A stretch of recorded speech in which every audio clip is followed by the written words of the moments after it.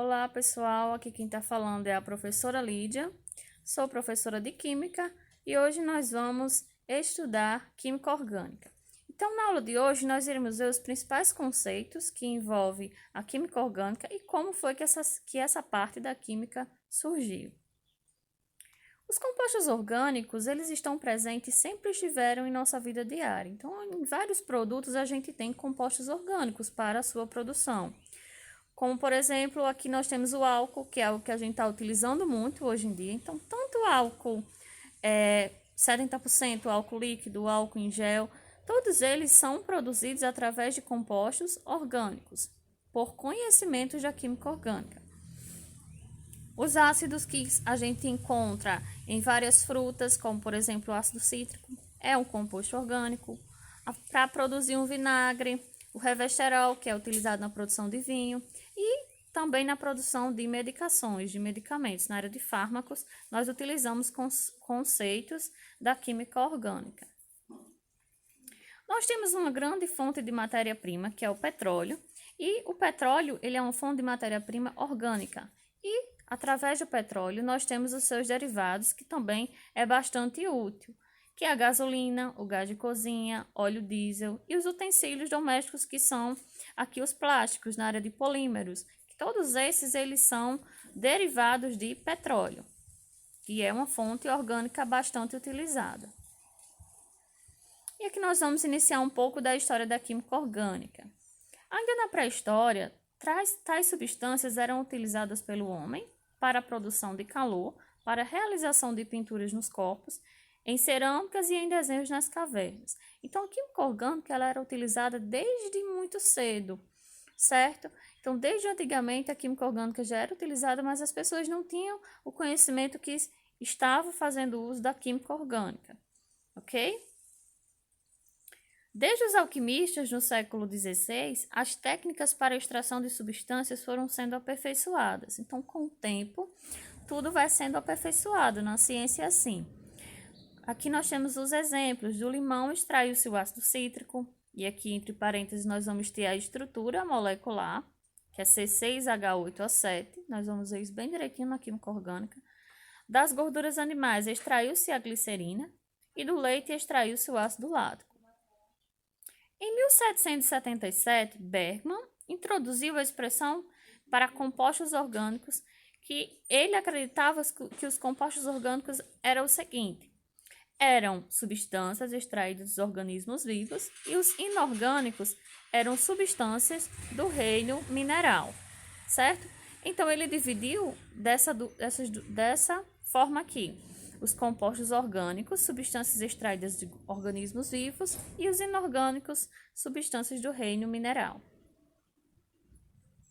Juntamente com a distinção proposta por Bergman, em 1777, desenvolveu-se a concepção de que um simples composto orgânico não poderia jamais ser sintetizado pelo homem. Haja visto que, para a produção destes compostos, seria necessária a existência de uma força vital, que somente existiria nos organismos vivos. Essa ideia, proposta por Berzelius no ano de 1807, deu origem à teoria da força vital ou simplesmente vitalismo. Então, Berzelius e Bergman, eles acreditavam que os compostos orgânicos eles só poderiam ser sintetizados, só poderiam ser produzidos por organismos vivos, que não poderia ser produzido nenhum composto orgânico através de uma síntese num laboratório, por exemplo, artificialmente. E a gente sabe que hoje em dia esse conceito ele não é correto. A gente sabe que no laboratório a gente consegue fazer inúmeras coisas, tanto que as medicações, os remédios, eles são sintetizados em laboratório, certo? E através da química orgânica. Então, os compostos orgânicos, eles podem sim ser extraídos de organismos que não são organismos vivos, de organismos artificiais, de algo artificial.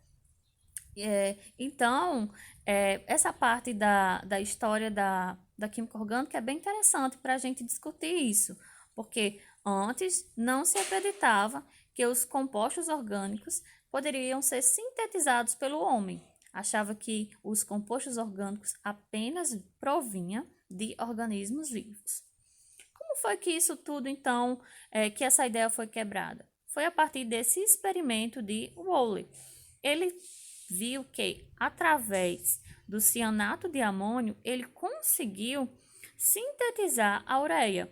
Então, a ureia, que é um composto orgânico, foi sintetizado pelo homem em laboratório, de maneira artificial. Então, a partir daí, foi derrubado essa ideia de teoria da força vital, em que teria que ter um organismo vivo para produzir compostos orgânicos, certo? Então, o Woolley consegue provar que a partir de um composto inorgânico pode-se criar um composto orgânico, e com isso quebra a teoria da força vital. E agora nós temos o conceito atual da química orgânica. A química orgânica é o ramo da química que estuda os compostos do elemento carbono, denominados compostos orgânicos. Então, a química ela vai estudar o elemento carbono. Todas as moléculas da química orgânica vai ter que ter o elemento carbono, que é representado pela letra C. O carbono, que é um elemento da descoberta pré-histórica e se encontra extensamente distribuído na natureza, constitui a base da química orgânica. Atualmente são conhecidos aproximadamente 18 milhões de compostos formados por átomos desse elemento químico. Então, os elementos da tabela periódica, eles são muito amplos, mas o carbono em si é um elemento em que existem vários compostos formados através dele. Por quê? Porque ele é a base da química orgânica. Então, existem imensos, vários compostos formados pelo átomo do carbono. Com relação a isso tudo, nós vamos ver agora os postulados de Kekulé. Então, Kekulé era um estudioso que ele começou a estudar, o cientista começou a estudar o carbono e ele começou a identificar alguns pontos necessários para que a gente entenda as características principais desse elemento na química orgânica. O primeiro postulado de Kekulé era o seguinte: o carbono ele é tetravalente. Como assim o carbono ele é tetravalente? O átomo de carbono ele possui 4 elétrons na sua última camada. Então, ele tem 4 valências livres e pode fazer 4 ligações covalentes, formando moléculas. Então, desta forma, o átomo carbono ele só fica estável quando ele contém 4 ligações, certo? E aqui nós temos o exemplo, o metano. Aqui nós temos o carbono formando 4 ligações simples com hidrogênio. Então, aqui ele está estável, ele é tetravalente. O carbono tem que ser tetravalente, ok? Ele é tetravalente, então ele tem que estar estável. Quer dizer que ele faz 4 ligações. Aqui no primeiro exemplo do metano, nós estamos vendo 4 ligações simples. Na segunda molécula, nós temos o eteno. E aqui, cada carbono, ele também faz 4 ligações. Aqui nós temos, vou mostrar aqui para vocês no pincel, cada ligação aqui que o carbono está fazendo, mesmo que seja uma ligação, 2 ligações simples e uma ligação dupla, essa ligação dupla vai servir como 2 ligações. Por isso, nós temos 1, 2 da ligação dupla, 3, 4 com a outra ligação simples. E aí, a gente tem que o carbono forma 4 ligações, ok? Então, o carbono, para estar estável, tem que ter 4 ligações. Por quê? Porque ele é tetravalente. E aí, nós temos a outra molécula, etino, em que o carbono está fazendo uma ligação tripla, então 3 ligações, e uma ligação simples, formando 4 ligações, ok? Então, 4 ligações covalentes. Cada carbono tem que ter para poder estar estável. Primeiro postulado, então, foi esse, que o carbono ele é tetravalente, ou seja, ele tem 4 valências livres e faz 4 ligações covalentes para poder formar uma molécula. O segundo postulado de Kekulé é que o carbono tem 4 valências livres. O átomo de carbono ele tem as 4 valências livres Então, a posição do heteroátomo, o que é heteroátomo? A gente vai ver o conceito. Heteroátomo é um átomo diferente de carbono que nós vamos ter na molécula. Não difere os compostos. Então, aqui nós temos o cloro em destaque em todas essas moléculas, certo? Aqui o cloro. E o cloro, ele pode estar em qualquer uma das extremidades, como tem no exemplo 1, no 2, no 3 e no 4. Então, o cloro, ele pode estar em qualquer uma das extremidades que a molécula vai estar ok. Por quê? Porque o carbono vai ter essas 4 valências livres, ok? O terceiro postulado de Kekulé é o seguinte: o carbono forma cadeias carbônicas. Então, os átomos de carbono agrupam entre si, formando estruturas de carbono ou cadeias carbônicas. Então, essa parte aqui desse postulado é para a gente entender que o carbono ele pode se ligar com ele mesmo.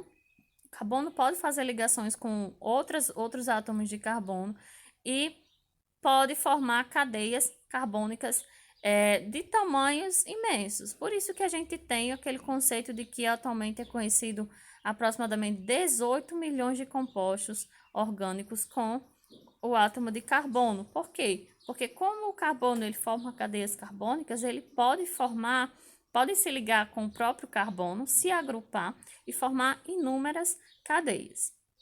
Ok? Então, esses 3 postulados é bastante interessante, porque a partir deles nós vamos ter os nossos próximos conceitos de química orgânica, certo? Então, na nossa próxima aula, nós iremos ver a parte das classificações das cadeias carbônicas, o que são cadeias carbônicas, como é que a gente pode nomear essas cadeias carbônicas, ok? Então, nessa aula, o que nós tínhamos planejado era isso. Então, a aula termina por aqui.